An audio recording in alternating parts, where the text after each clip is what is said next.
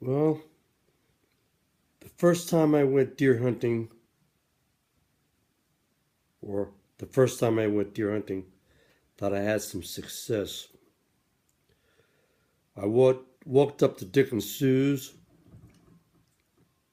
stopped. I now had a couple of chocolate chip cookies in a Sue. Always kept a couple of cans of cookies for Dick, and of course they drank instant coffee, but that was their business. A couple of cookies, a glass of water. I wanted to go hunting back on Jaycox or somewhere up there. Good, good hunting, quiet, up in the mountains, just beautiful. I had a 12 gauge shotgun and a slug, and I had not been deer hunting too many times before. I think this is the first time I went out with the shotgun. And, I was young. It seemed like a lot of fun. Charlie had got a lot of deer, and Dan, Bill, everyone was hunting around me. Seemed like it make a lot of sense. I love the deer meat. So I went up to Dick and Sue's and left the house, walked around that field out west, past the Bear Walla, and got on that lane that headed in around towards the Beard Sod. And it was awful beautiful up there, you know. The wind, the trees, the owls, the birds, the clouds. Hunting is a wonderful thing. It even doesn't matter if you get anything. You really are one with nature. If you have a shotgun, if you have a camera, if you have your eyes, just being out there is wonderful. But I did, well, you know, my intention was to get a deer, to get my first deer. And I was going to try really hard to do it. So I was out hunting. So I'm moving pretty slow and looking here and looking there and stopping. Maybe sitting on a rock for a minute, looking, listening, moving along, moving along. Didn't see very much. Saw some tracks, saw bear tracks, a couple of squirrels.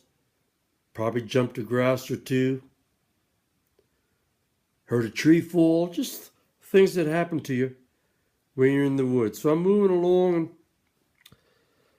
decided it was time to change the plans. Well, not change the plans, but go somewhere different.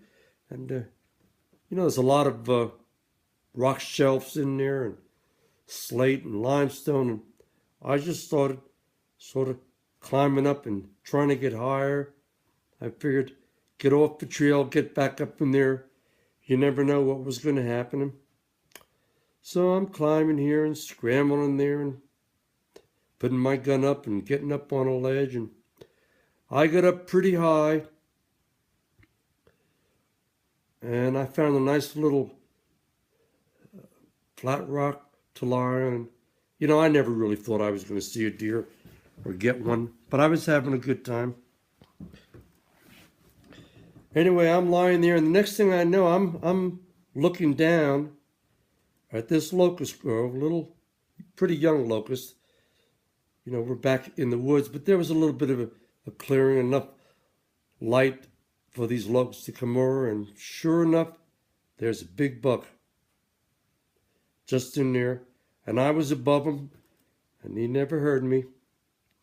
Well, you know, as I've said in some of these other anecdotes in the edge of the woods, at least for me, in those situations, the adrenaline starts pumping. But I didn't wait too long to lie down and get a beat on that critter and put the lead to it. And let me tell you, I hit him and he had all four legs off the ground. And down. Boy, I'll tell you, I was excited, and I was excited. Well, like I often say when you're hunting, pulling the trigger is the easiest part. Well, anyway, I went down there, and this was a very big buck. So, what did I have to do? Well, I suppose if I was Jim Hanna or JP, or if someone that knew what they was doing, I would have brought a knapsack with me and some plastic bags, and I would have butchered it there and put it in the backpack and hiked on out. But I started to pull it, but I had some baling twine, and I got a little bit of a branch, and I made a little bit of a trapdoor, and I pulled it for a while and stopped and pulled it for a while. And boy, I was whooped. And finally, when I finally got it out to the edge of the field, I just stopped and I ran down. I guess the closest neighbor was Marge, and I asked her to come and help me. So she came and we managed to get it out to her truck, and she drove it down to the barn for me.